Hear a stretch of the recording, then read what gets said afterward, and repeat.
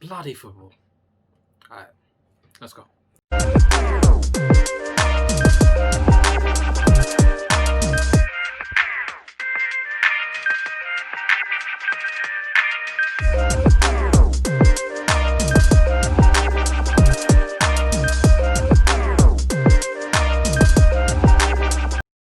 Hello, welcome to Bloody Football. I'm your host Tarzan.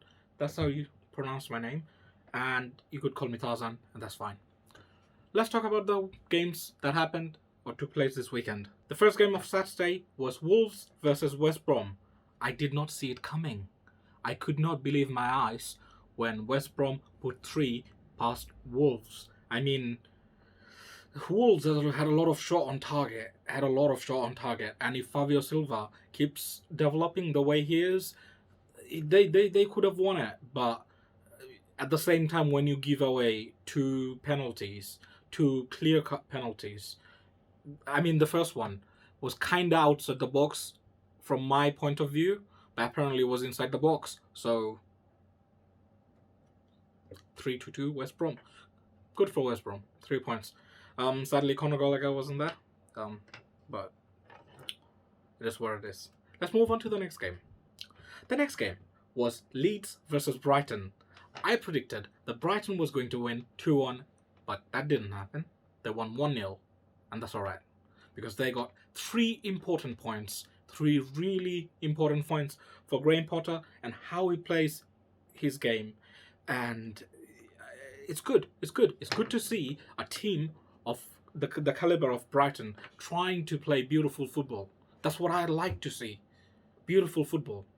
I'm not really one of those people that just believes in result, and result is be all to end all. Result is needed. Do not get me wrong. I need results.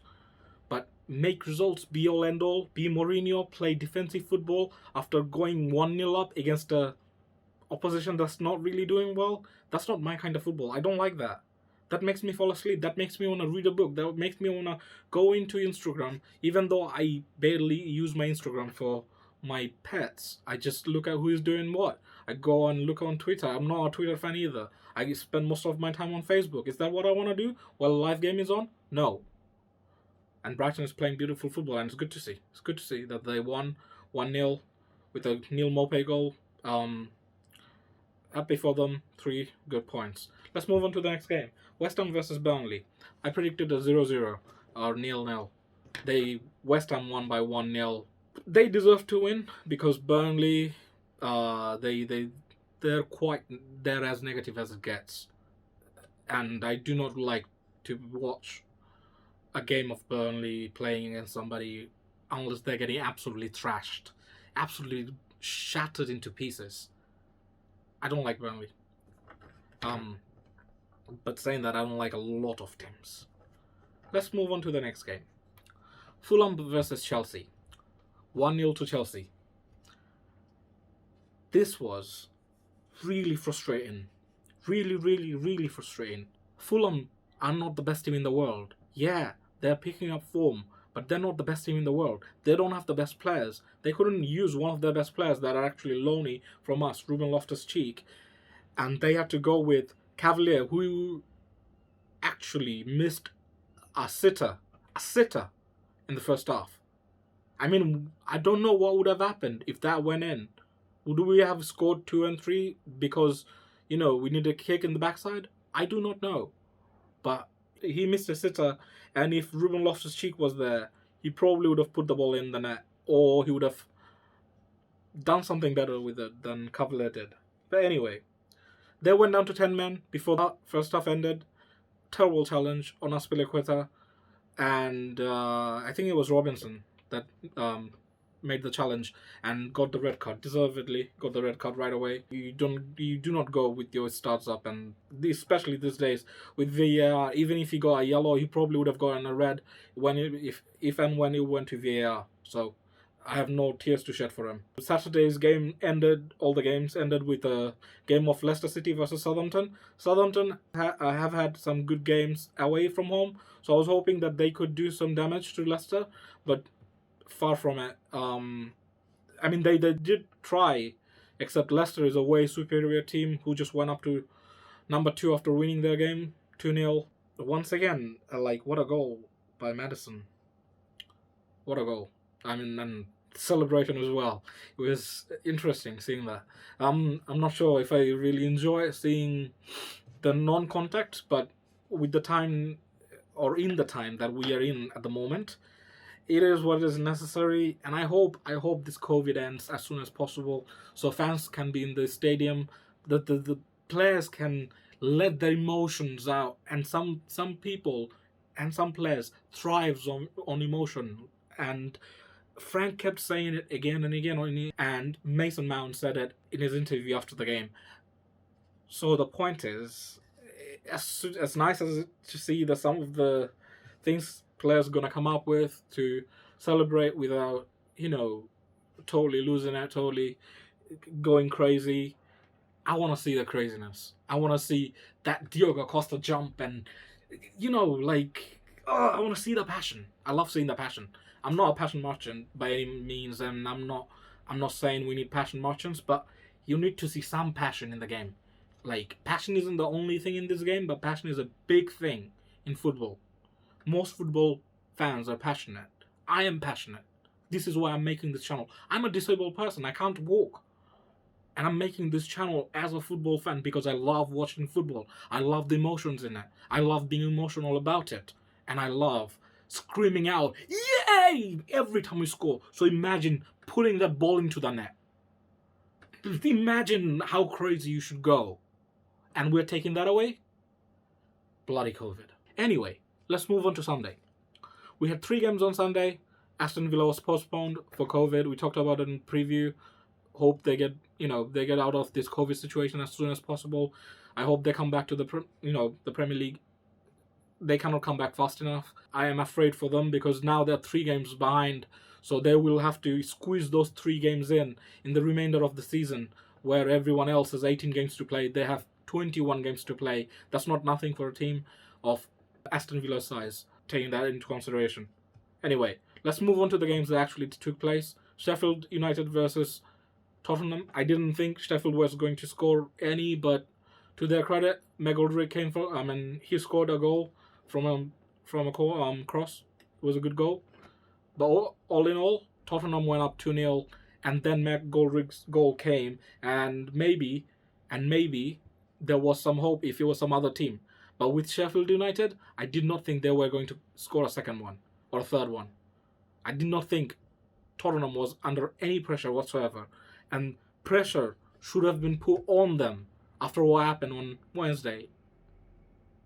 There should have been some pressure on them. Just saying. The next game. I thought it was going to be the game of the weekend. I predicted a 3-2 win to Manchester United, which I didn't like doing. I hate doing that.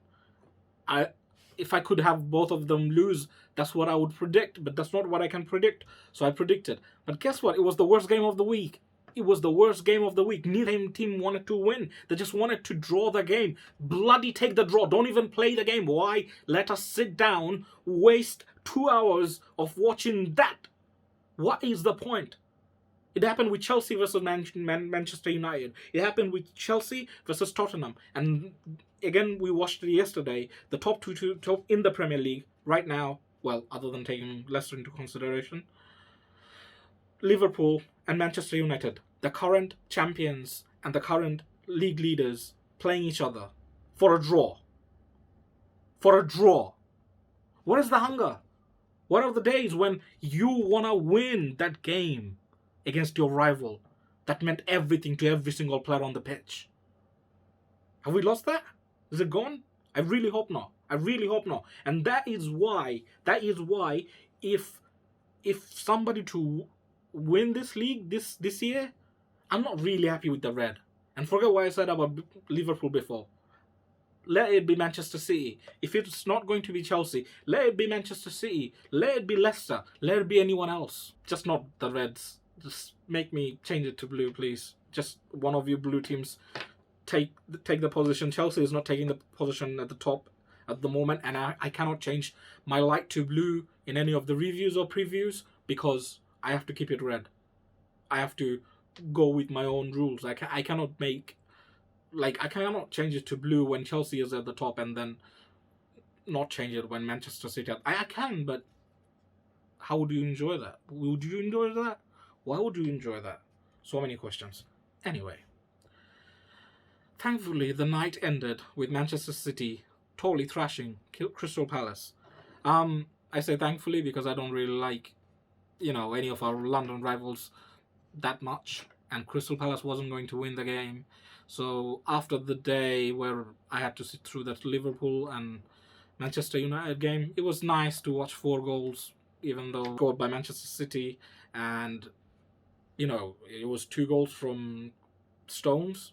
I hope puts him in the England team for some of the crosses coming from Mount, Alexander-Arnold. We got quite a few good crosses in the England team, so Stones can put them away. Good for him.